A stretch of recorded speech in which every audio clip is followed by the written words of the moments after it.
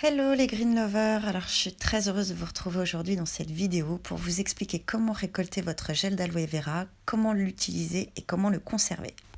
Alors ça c'est mon aloe vera, j'ai un article sur le blog qui vous explique comment l'entretenir et puis également tous ses bienfaits, donc je vous laisserai vous y reporter, je vous mettrai le lien en commentaire.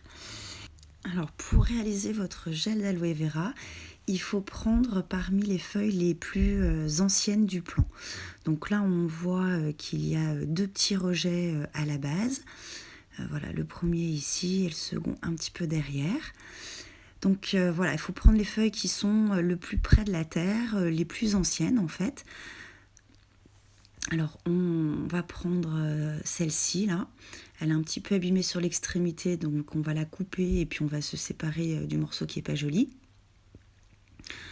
On va prendre également ce petit tronçon qui reste, c'était une feuille que j'avais coupée, qui avait bien cicatrisé et qui est encore bien charnue, bien pleine de gel, donc on va la sectionner aussi. Et puis, oula, elle est très très lourde la plante. Et puis on va prendre aussi celle-ci, voilà, qui est parmi les plus anciennes. Comme ça va dégager un petit peu le tronc et ça va faire de la place au rejet.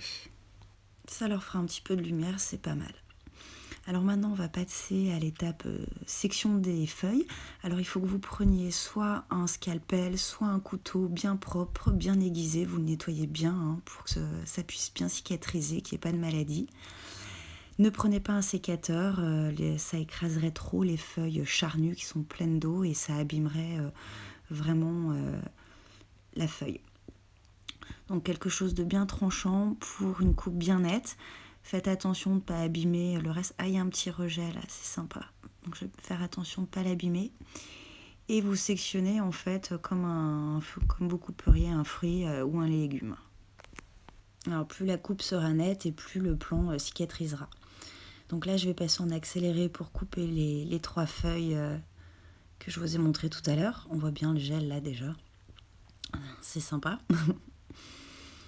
Et puis voilà la dernière grande feuille ici que je vais couper de chaque côté et que je vais laisser voilà, tout simplement tomber.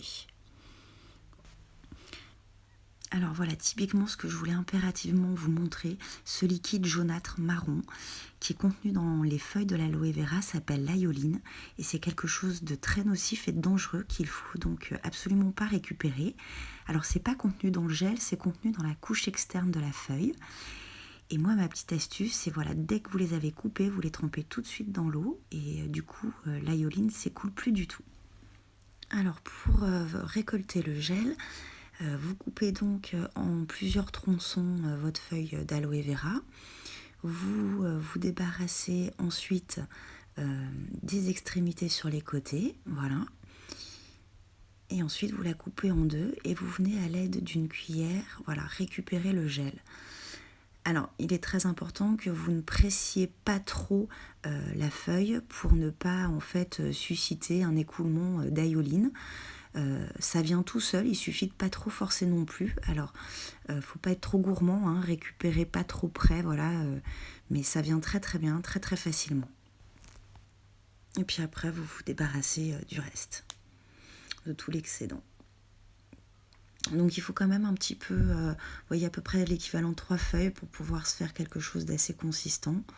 Sinon c'est vraiment trop juste. Voilà, alors si jamais votre gel a des teintes de jaune, de couleur d'ayoline, en fait, vous le récupérez pas, vous le mettez de côté. C'est évidemment mieux aussi d'avoir un plan bio, quand on souhaite utiliser le gel en cosmétique, c'est toujours mieux d'utiliser un aloe vera bio. Alors c'est vrai que c'est quelque chose de vraiment sympa de se faire ses propres produits de beauté et en plus c'est vraiment naturel donc c'est quelque chose qui est très sympa à faire. Voilà, si jamais vous recoupez une branche, n'oubliez pas de la tremper dans l'eau pour stopper l'écoulement d'ayoline. Voilà, mais vous voyez le gel vient vraiment très très facilement. Alors là je la coupe uniquement en deux et je l'ouvre et je viens gratter légèrement, voilà, pour la partie la plus fine de la feuille. Alors voilà après ce qu'on récupère, donc vous voyez quelque chose d'uniquement vraiment translucide et que l'on va venir donc mixer. Alors au début, ça mousse beaucoup, ça fait un peu comme des œufs en neige en fait. Mais c'est tout à fait normal, il faut justement que ça mousse bien pour que ce soit bien mixé. Vous laissez reposer un petit moment et après, vous voyez, la texture devient complètement différente et on est plus sur un gel. Voilà, alors ma petite astuce, c'est de rajouter une petite goutte d'huile essentielle. Là, je mets de la lavande parce que j'aime ça, mais vous pouvez mettre tout à fait autre chose. Ça permet de parfumer un petit peu la solution. Voilà, vous remélangez. Alors là, vous pouvez l'appliquer directement. Et moi, ma petite astuce pour les conserver, eh bien, c'est de les mettre au congélateur comme des glaçons. Et je les congèle ensuite en application locale directement sur la peau. Voilà, écoutez, j'espère que cette vidéo vous a été utile et vous a plu. N'hésitez pas à poser vos questions en commentaire, je vous répondrai avec le plus grand plaisir. Et surtout de vous abonner à la chaîne YouTube. Merci et à très bientôt.